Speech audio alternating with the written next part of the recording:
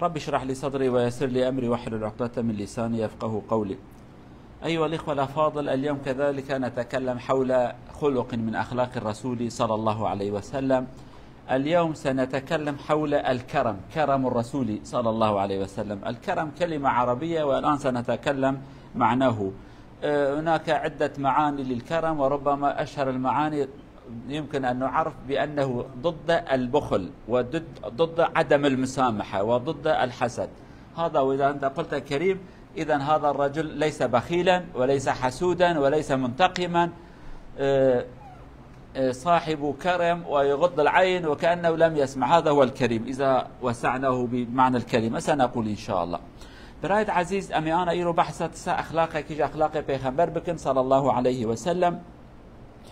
اخلاق پیغمبر گلکن تشتوی خوشو ام بیجن کل لازمه ام گهداری بکن لدویج بمشن اخلاقی گلکن. اخلاق کی ایرو ام سرج خبردن کرمه. کرم یجیب کردی بیجن کریم.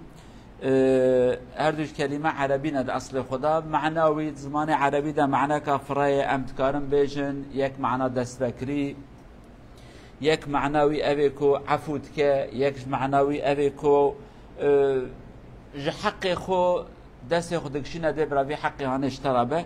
معنى كرم أبل معنى بيه مازنجي قالكن. طبعا الإسلام يقوم على الكرم والعطاء كما نقول، الكرم والعطاء. والله عز وجل كذلك وصف الرسول صلى الله عليه وسلم بالقرآن: إنه لقول رسول كريم. هل قول جبرائيل أو قول محمد أو الظاهر والمشهور بأنه يقصد به الرسول صلى الله عليه وسلم، لأنه بعد والله يقول: وما هو بقول شاعر. إذن هذا الكلام الذي يخرج من فم رسول كريم، وهذا ليس بساحر ولا بكاهن ولا بشاعر ولا بمجنون. إذن الوصف للرسول صلى الله عليه وسلم، الله وصف رسوله وبين حاله بأنه رجل كريم. كرم یک جوان صفتی که خدای عز و جل قرآن داشتش پیغمبر خورا گوتی اب آخافتن پیغمبر کی کریمه، قول ظلامه کی کریمه، شخوی کرمه و حسابیت کرد مدحوی کریه به شکلانه رب عالمه در حق پیغمبر خدا اصاد بیجه. و امتکارم بیجن اسلام دین کرمه، دین دستفکرنه، دین دلفرکرنه. ام بهایش کارم بیجن اسلام دینه کی او قصا بقدر قیمته. طبعا لماذا الله عز وجل يصف الرسول بأنه صاحب كريم؟ لأن الكرم يجمع تحته أمور كثيرة. حينما تقول كريم يدخل تحته أمور كثير. كرم هو الذي معناه يبذل، يعطي، السخي. كذلك معناه بأنه ليس بخيل ولا يمسك، فأمور كثيرة يدخل تحت الكرم. لذلك الله وصف رسوله ونحن نقول الإسلام هذا الخلق العظيم الجميل. اب اخلاق هانه براستی چما اخلاقی که مازنه لورا گلک تشت مازن تشت بقدر و قیمت تفت کبن بنیا ذی کرم هانه وکرن، عفو کرن، داین، صدقه وانه تفت دکبن بن ذی صفات کجراته گوتن کریم. ابیا بشكل هانه امزانه بن. طبعا الرسول صلى الله عليه وسلم كان معروفا بالكرم وهو شاب قبل النبوة. وهناك مسألة مشهورة حينما يأتي الوحي إلى النبي والنبي صلى الله عليه وسلم بهذا كما نقول المفاجأة، رأى شخصا غريبا وأتى إلى زوجته وقال: زملوني زملوني. فسيدة خديجة أم المؤمنين رضي الله عنها تقول في حق النبي أمورا جميلة يصف بأنه كريم. يقول: إنك لتصل الرحم وتحمل الكلة وتكسب المعدومة وتقري الضيف وتعين على نوائب الحق.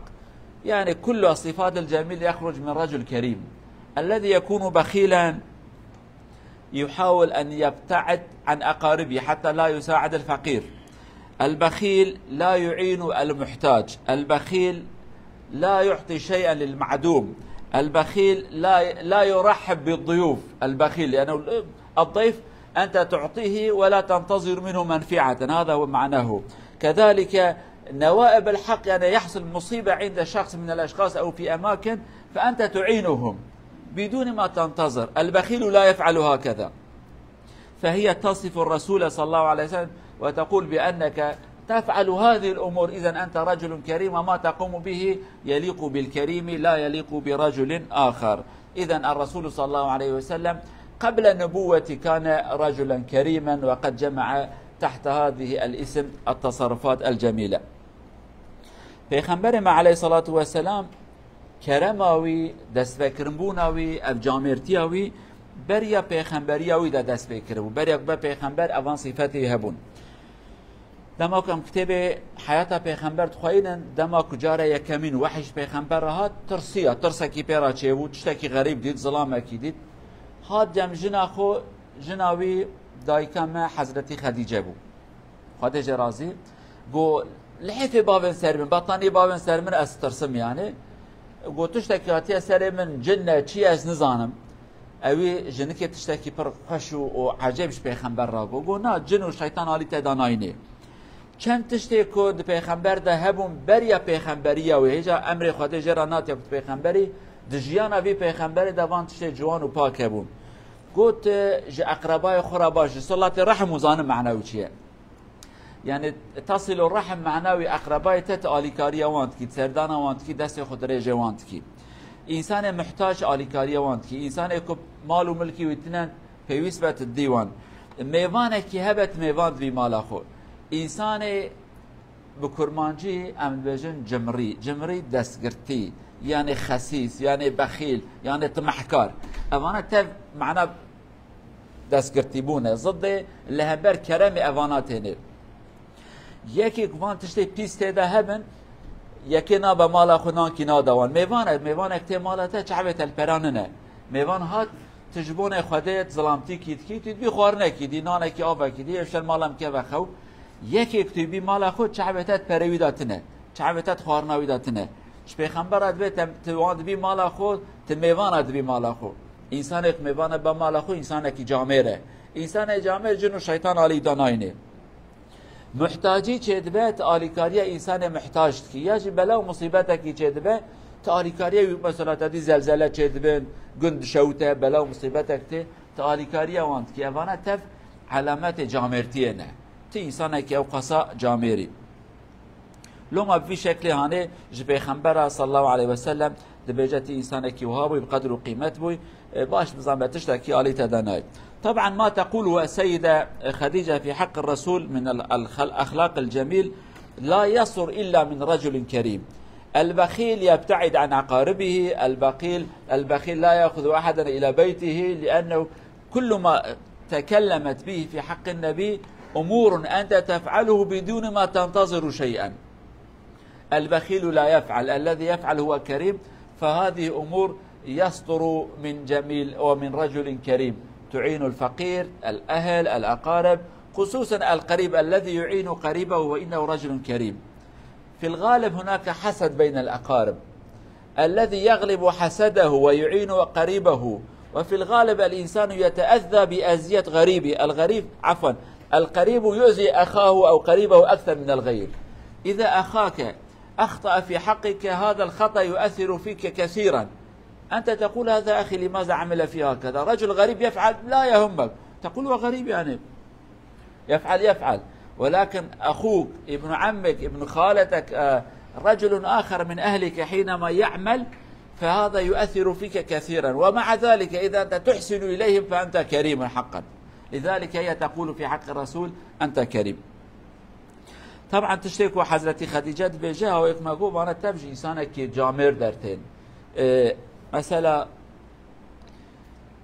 ان زيده كي وعاجزتك خرابيه كي وعاجزتك خرابيه برايوه نوسا اخشكاوه تسمامه لاي برايوه اقرباي ويدي ان زيده انسان بخرابيه وانا عاجزت به حقيقتك بريته خرابيكي بك ويكي خريب خرابيكي بك عيني خرابيه او كابراي غريب بعاجز نابي يعني بيانية شخصك غريب از ناس ناكم لأبيا برازاي مبو أبيا بسمامي مبو أب بسمامي هاني من عاجز كريه دقلوي هواي دما كتج أقرباي خورا دست بكري بي آليكاريا وان بكي و ببراني جي إنسان جي أقرباي خو عاجز تبا جانا أقرباي خو عاجز كنا بياجي حقيقتك لو را تداخوازا خيرج بسمامي خودكي جبراي خودكي ولكن براية خرابي كتك دمك براية خرابي ام بسمامة خرابي كر حاجز بيشترى جرانتي ل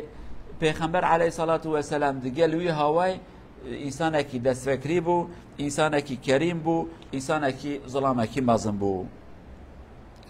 طبعا ما قلناه في حق الرسول صلى الله عليه وسلم تصرفات كان يقوم به أو يصدر منه ويخرج منه قبل النبوة. طيب بعد النبوة ازداد كرما. وكذلك من أخلاق الرسول عليه الصلاة والسلام قبل أن نتكلم كان يحث أصحابه على الإنفاق وعلى الكرم وعلى العطاء، ويعلمهم ويقول الذي يعطي الذي يمد يده، لأن الكريم هو الذي ينفق، الذي ينفق فالله عز وجل يعطيه الرزق أكثر. وهناك حديث معروف الرسول صلى الله عليه وسلم يقول للصحابة حتى يدخل في عقلهم: ما من يوم يصبح العباد فيه إلا ملكان ينزلان، حديث معروف تعرفونه، فيقول أحدهما اللهم أعط منفقا خلفا، والآخر يقول اللهم أعط ممسكا تلفا.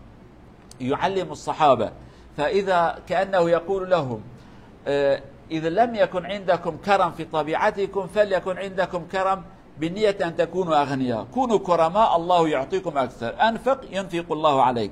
فهكذا يذكر، يقول الملك يقول هكذا الذي ينفق، والملك يدعو اللهم أعطيه أكثر، والذي لا ينفق يكون بخيلا هكذا، هناك ملائكة أخرى يدعو عليه اللهم خذ منه.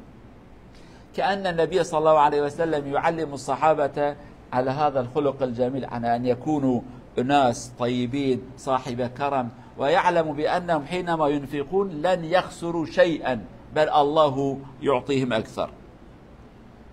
طبعا پیغمبر ما بریا پیغمبری اشخو مگو کر مرد بو دست بکری بو جامر بو لی پشتی که بو پیغمبر جی شخوند جیانا و عینی تش دوام کرد تشتا کی دیشت کرد پیغمبر صلی الله علیه وسلم صحابی خورا اشتگو دست بکری بدن دست خو نگرن آلی کاریا ملت بکن خیرخواز بن، حتی جی صحابی خورا خیره کی و مردیتی کی و جامرتی کی دبیجه تیدا تجارت جی هیا دبیجه بزن بن هر روش ده حب ملائکت، یعنی هر شخص کی ده ملائکت یا جی ملائکت جتبه کی بشر را دعایات کن، ملائکت کی دعات که ملائکت کی نفرین که و نفر زانی چه بکردی نفر یعنی یک جی نفریلتت که ملائکت کی دعا خیرت که دبی یا ربی کی خیره کی کر کی دست و کر آلی کاری کی کر تشونا و تجیب کی جرا جهوی والا نمینه ملائکت دبی یا ربی کی دست و کر تجیب استینی.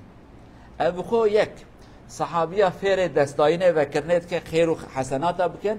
نقطه دویمین دبی حیرا وجبیه باشی فهم نکر بزن من تجارت بخوده را بکن، ادور تجارت که دیگل خوده کتب خوازی زنگین ببی خیراب کن تا خیرا کر ملائکت اشترا دعایات کن، خلاص قبل ملائکت اشترا دعایا کر حالی لا تبخو زنگین بی رب عالم خیر و برکت بدته.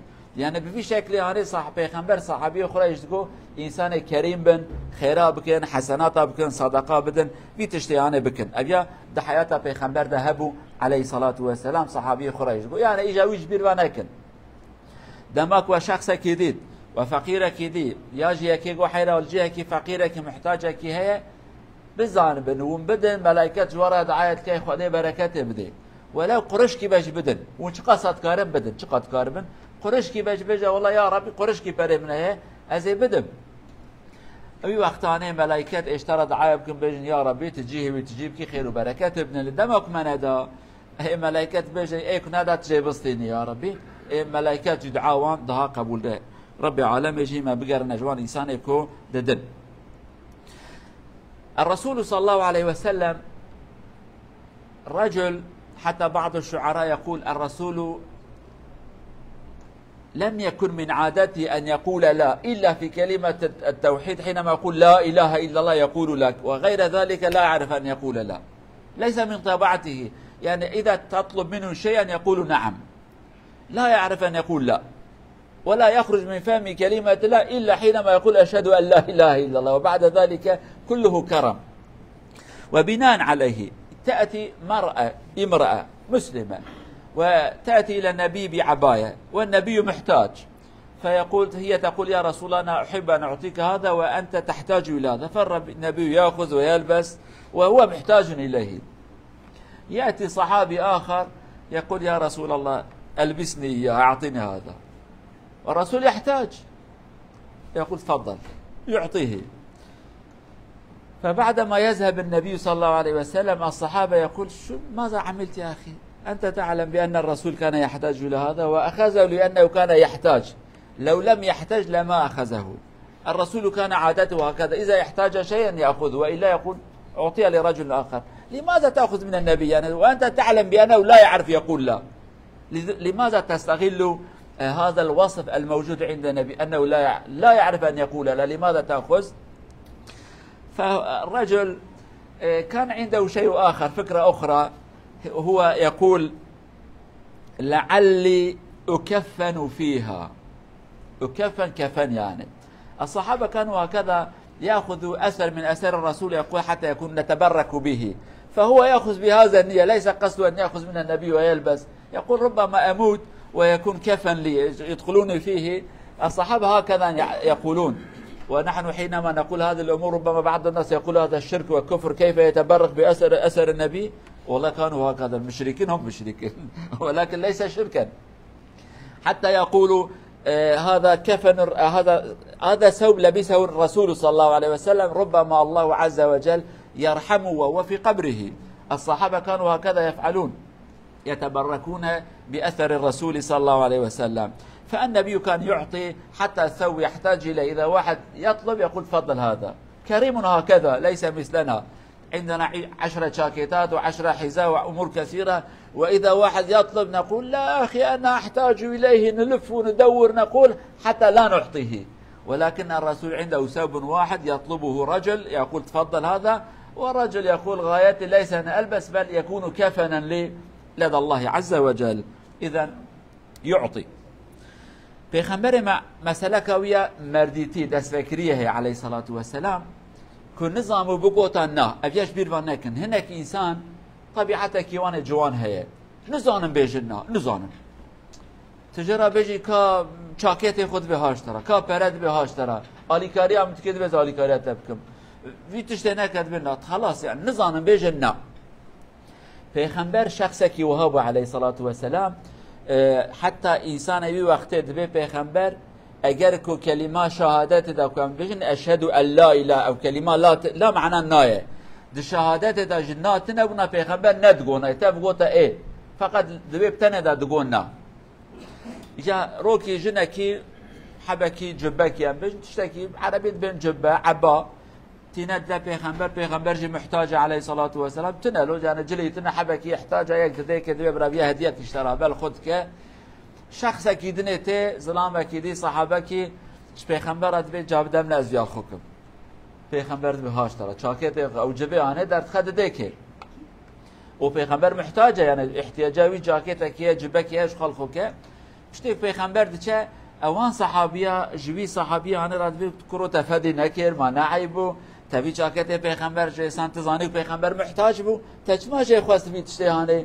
حيبو يعني او تزاني دبي پیغمبر نزانه بجنا يعني تجي تزاني او نزانه بجنا تجوي مالي وجه خواست اجاب صحابهش خاطش تاكيد بجد مقوتيه بلكي ببا كفن جبونه من از بمرم براويات ببا كفن من بلكي قبر خدا يا حضور خدا داز بجم يا ربي والله اف جانه من هاني من جبك الخكري كفن من گشتي لاشه پیغمبرته بلكي خدا من شوتينه ابنيته هاني يعني امجرات بجن تبرك دي بركات هاني هبه يعني هناك انسان صحابيه تشتي وهذا الحق پیغمبر داد كر عليه الصلاه والسلام جبي الخد كرن عباوي الخد كرن حتى هناك صحابيه اشاش نبي حضرت معاويه نينوك پیغمبر الجميع هبونه دماغ وفات كمعاويه بيا بشوتين انتخن قوي منتخن شعب من في شكل يعني وانا اثر پیغمبر از بي هرم حضور رب العالمين تشتي وها چيبونه طبعا نكام هر شخص كي لاوزات پیغمبر بو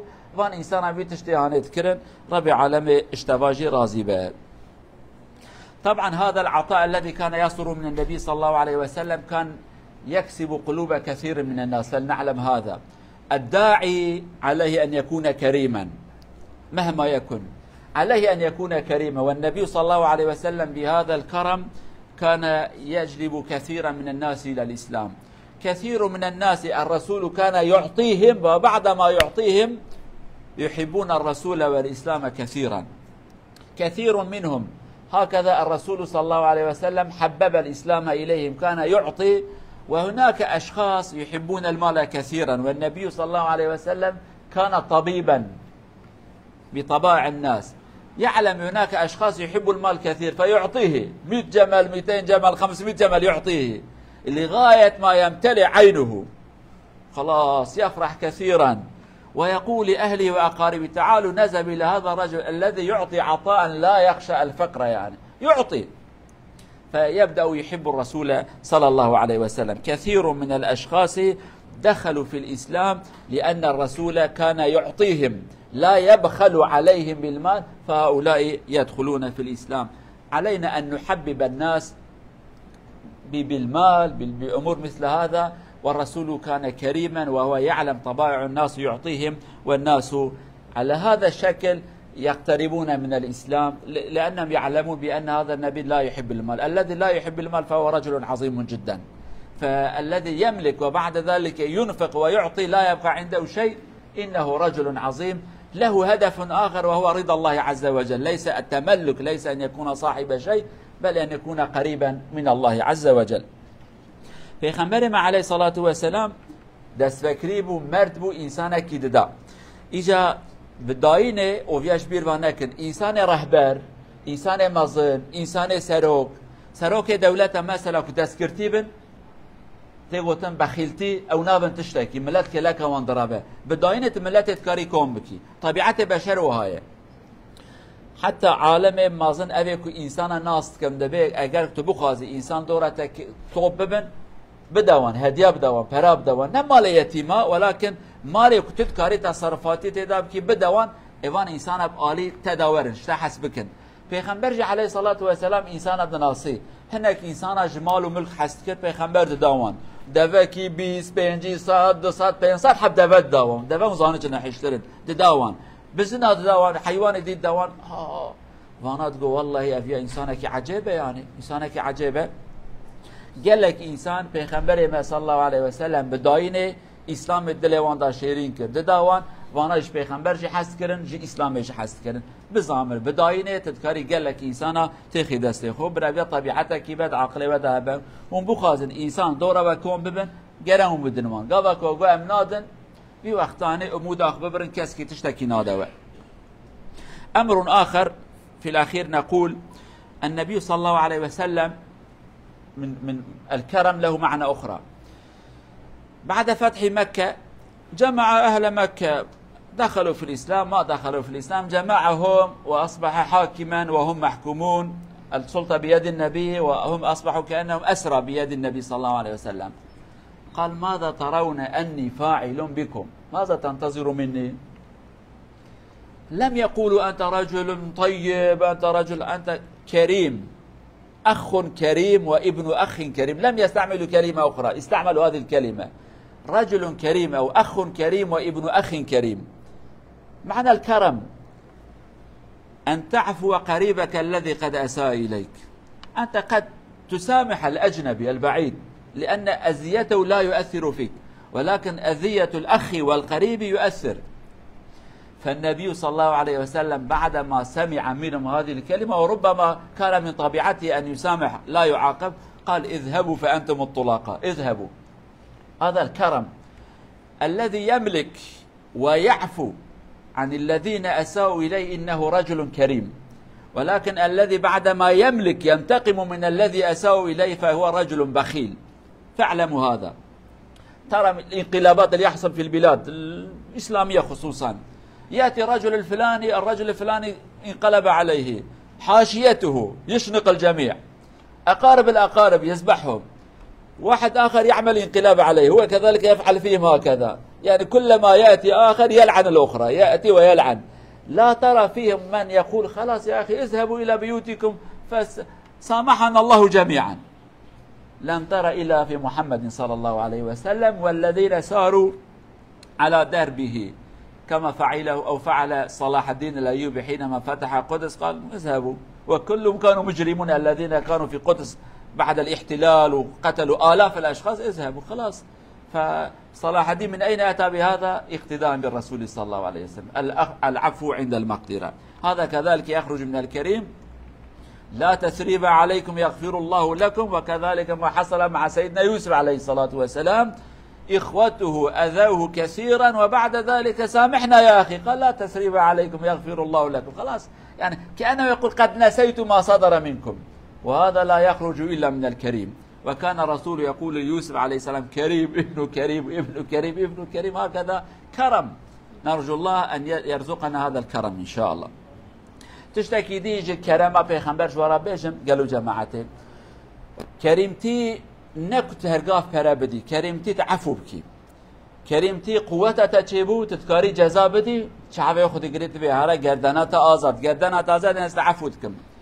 بيخنبر دما فتح مكة تجيبو، مكة هات فتح كرن، وان مشركة مكة ظالمة وان مازن تفكت النابدس بيخنبر عليه الصلاة والسلام. پیغمبر گو از چه بینم سره و چاله ول چیه هیویا چشمت کن تشتکی در حق پیغمبر دا گوتن گوت براکی مردی مرد جامری تبرازای کی جامری کلمه کریم عربی خبردم کرمانجی جامره بکردیامه تجامری والله تشکی دی نگوتن گوت جامری. پیغمبر گو هرم و تب عفو کرد گردن و تب آزاد و تب سربستن. عفو کردن دماغ قوته تجيبه هزا تجيبه تعفو بكي انجح تجاميري ابيك عفو ناكنا ونجاميرن تماشات كي مثلا سروك هنا مازن هنا انقلاب سريها بتكون دولته ما بسلمان هذا يك سريه كي انقلاب تك او دشا ايديتي ابيك تي عائله ايدني وهفالي وي دوسي برادري تبا تشنقي نعيدام بك عفو كرنتنا لي پیغمبر عليه الصلاه والسلام وانك واقع خرابي لي كرنت تبع عفو كر اف عفو كرن اف سنگ كرن اف دل كرن انجاخ دو طبيعته پیغمبر دهبه عليه الصلاه والسلام و دو طبيعته انسان جامل قدره وان داد مشن. صلاح الدين ايوبي خدا راضي برحمه خدا لبه دمك قدس هات فكرن تحرير قدسي هات شكرن وان صليبيت بجين وان خاش پرست وان هان دركت يك بي تب يعني وقت برازا بون ها او قصا انسان كشتبون دما كتن قدسي نزي هفته 8000 مسلمان كشتن تدا جن وزارو. صلاح الدين تماشي وان كرد تبجي يك وص ظالمه مازن بون ترسيان تشي بگوارم گوت سربستن هر ابي انجاخ انسان کی کو دريا في پیغمبر دهر وان انسانات کار به عفو که لی اگر کو صلاح الدين يك دي بون ابوته هو ما مجبير وكريه وچاني سر مسلمان دن از يك بيك سر وجهكم نابه. حضرت يوسف جي دما كبراي وجرا قوتن حيرا والله ما قالك باخلاقي كرو ما ظلمل تكر ما عفوت كي هارن هار ما تبع عفو كري هارن قاعد دين عقله خو لو ما پیغمبر جل حز يوسف راد يوسف مرده جامره كره جامره يا كره جامره كره جامره يعني بابي تب جامرن خدي عافينا نمرود او ظلمل حضرت يوسف كربا عفوا حضرت ابراهيم كر داوي ساجوانا دعوت كد يا ربي توان هدايات يعني او قصه دل يوم فرابون رب العالمين يا اخلاق باش بك نسيبه ما ان شاء الله ما نزيك پیغمبر بك في اخلاق پاک ما بگرن اهل کرم کو کردید به انسان جامر ان شاء الله. نرجو الله عز وجل ان يرزقنا هذا الخلق الجميل ان شاء الله ونتخلق باخلاق الرسول صلى الله عليه وسلم يجعلنا من الكرماء ولا يجعلنا من البخلاء. والسلام عليكم ورحمه الله وبركاته.